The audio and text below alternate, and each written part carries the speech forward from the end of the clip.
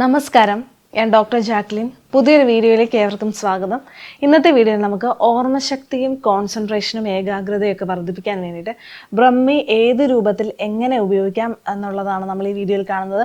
ഇതും ഇപ്പോഴത്തെ ഒരു കോവിഡിൻ്റെ ശേഷമുള്ള ഒരു സാഹചര്യത്തിലൊക്കെ ഒത്തിരി ആൾക്കാരുടെ ഓർമ്മശക്തിക്കൊക്കെ പ്രോബ്ലങ്ങളുണ്ട്.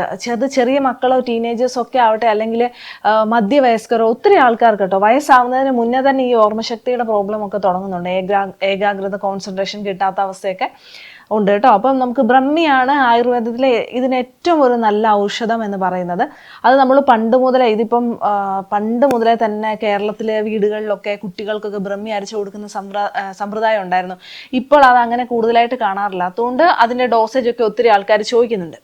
ആദ്യമേ തന്നെ നമുക്ക് പാലിൽ അരച്ച് സാധാരണ ബ്രഹ്മിയുടെ ഇല 2 തണ്ടെടുത്ത് പാലിൽ അരച്ചിട്ട് ദിവസവും സേവിക്കുന്നതാണ് കുട്ടികൾക്ക് ഏറ്റവും നല്ലത് കേട്ടോ. വലിയവർ കഴിച്ചാൽ നല്ലതാണ്, പക്ഷെ കുട്ടികൾക്ക് ഏറ്റവും നന്നായിട്ട് ശരീരത്തിലോട്ട് ബ്രഹ്മിയുടെ ഗുണങ്ങൾ ആഗിരണം ചെയ്യുന്നത് പാലിൽ അരച്ച് കൊടുക്കുമ്പോഴാണ്. അതുപോലെ നമ്മുടെ വീട്ടിൽ ബ്രഹ്മി ഇല്ല എന്നുണ്ടെങ്കിൽ കുട്ടികൾക്ക് നമുക്ക് ബ്രഹ്മിയുടെ ഗ്രാനുൾസ് കൊടുക്കാം. അതുപോലെ ബ്രഹ്മി ലേഹ്യമുണ്ട്. ഇപ്പോൾ നിങ്ങൾക്കറിയാം, വളരെ ഫേമസ് ആയിട്ട് കേരളത്തിൽ സന്തോഷ് ബ്രഹ്മി, ജ്യോതിഷ് ബ്രഹ്മി എന്നൊക്കെ പറഞ്ഞാൽ എല്ലാവർക്കും തന്നെ അറിയാവുന്ന ബ്രാൻഡ്സാണ്.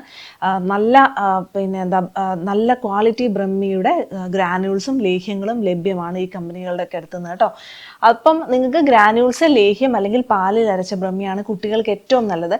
ഇനി ഒരു ടീനേജിലേക്ക് വരുമ്പോൾ തീർച്ചയായിട്ടും അത് ഗ്രാനുൾസ് പാലിൽ കലക്കി കൊടുക്കുന്നത് തന്നെയായിരിക്കും. ടീനേജ് ഗേൾസിനും ബോയ്സിനൊക്കെ കോൺസെൻട്രേഷൻ, പ്രത്യേകിച്ച് 8, 9, 10 പഠിക്കുമ്പോഴായിരിക്കുമല്ലോ ബോർഡ് എക്സാം ഒക്കെ വരുമ്പോഴായിരിക്കും അമ്മമാരും അച്ഛന്മാരും അതിൻ്റെ ഒരു മാസം മുന്നേയൊക്കെ കുട്ടികളെ കൊണ്ടുവരും. പക്ഷേ തീർച്ചയായിട്ടും നിങ്ങൾ ശ്രദ്ധിക്കേണ്ടത് ഒരു 6 മാസം മുന്നേ എങ്കിലും ഇതിൻ്റെ കൺസപ്ഷൻ തുടങ്ങണം എന്നുള്ളതാണ്. നിങ്ങൾക്ക് SSLC പരീക്ഷയൊക്കെ വരുമ്പോഴത്തേക്കും അതിൻ്റെ 1 മാസം മുന്നേ ഒന്നും കഴിച്ചിട്ട് കാര്യമില്ല. ഒരു 6 മന്ത്സ് മുന്നേ എങ്കിലും നിങ്ങൾ ഇത് സ്റ്റാർട്ട് ചെയ്യണം എന്നുള്ളതാണ് കേട്ടോ അതിൻ്റെ ഒരു കാര്യം. ഇങ്ങനെ കുറേ കേസസ് ഇപ്പം +2 SSLCയുടെ ബോർഡ് എക്സാമിനോടനുബന്ധിച്ച് വരാറുണ്ട്. അതുകൊണ്ടാണ് ഞാനത് പറഞ്ഞത്. ഇനി ടീനേജ് ആൾക്കാർക്ക് ഗ്രാനുൾസ് അല്ല, ലേഹ്യമാണെങ്കിലും കുഴപ്പമില്ല, പക്ഷെ കുറച്ചും കൂടെ നല്ലത് ഗ്രാനുൾസ് ആയിരിക്കും കേട്ടോ. അതുപോലെ തന്നെ കുറച്ചും കൂടെ ഇപ്പം നമ്മൾക്ക് ടീനേജ് കഴിഞ്ഞു, കോളേജൊക്കെ കഴിഞ്ഞ ആൾക്കാർക്ക് ജോലിയിലൊക്കെ ഓർമ്മശക്തി, ബുദ്ധി, കോൺസെൻട്രേഷൻ ഒക്കെ വേണം എന്നുണ്ടെങ്കിൽ ബ്രഹ്മിയുടെ ഇല തണലത്ത് ഉണങ്ങി പൊടിച്ച പൊടി കിട്ടും. ആ പൊടി ഒരു 1/2 ടീസ്പൂൺ വീതം പാലിലോ വെള്ളത്തിലോ മിക്സ് ചെയ്ത് കഴിക്കാവുന്നതാണ്. ഇനി നെയ്യ് കാച്ചി കഴിക്കാൻ അറിയാവുന്നവർക്ക് നെയ്യിൽ ബ്രഹ്മി മിക്സ് ചെയ്ത് കാച്ചുന്ന ഒരു പ്രത്യേകത പണ്ട് കേരളത്തിലെ വീടുകളിലൊക്കെ ചെയ്തുകൊണ്ടിരുന്നതാണ്. അങ്ങനെ കഴിക്കാൻ അറിയുന്ന ആൾക്കാർക്കാണെങ്കിൽ നെയ്യ് കാച്ചി കഴിച്ചാലും ഈ ഒരു ഏജുകാർക്ക് ബുദ്ധിക്കും കോൺസെൻട്രേഷനും വളരെ നല്ലതാണ് കേട്ടോ. അതുപോലെ തന്നെ ഇനിയിപ്പം ഇതിനൊന്നും തീരെ ടൈമില്ല എന്നുണ്ടെങ്കിൽ ഈ ഒരു ഏജുകാർക്ക്, ഞാൻ പറഞ്ഞ കുട്ടികൾക്കല്ല, ഒരു 25 വയസ്സ് കഴിഞ്ഞവർക്കൊക്കെ ബ്രഹ്മിയുടെ ക്യാപ്സ്യൂൾ, ബ്രഹ്മി പേൾസ് എന്ന് പറഞ്ഞിട്ട് ലഭ്യമാണ്. ബ്രഹ്മിയുടെ ക്യാപ്സ്യൂൾ, ബ്രഹ്മിയുടെ ടാബ്ലറ്റ് ഒക്കെ ഹിമാലയ പോലത്തെ കമ്പനികൾക്കൊക്കെ ലഭ്യമാണ്. പക്ഷേ നിങ്ങൾ അത് കഴിക്കുമ്പോൾ അതിൻ്റെ പ്രോപ്പർ ഡോസേജ് നിങ്ങളുടെ ഏജ് അനുസരിച്ച് ഒരു ഡോക്ടറോടോ ഒരു എക്സ്പേർട്ടിനോടോ ആയുർവേദ എക്സ്പേർട്ടിനോടോ ചോദിച്ച് മനസ്സിലാക്കണം കേട്ടോ.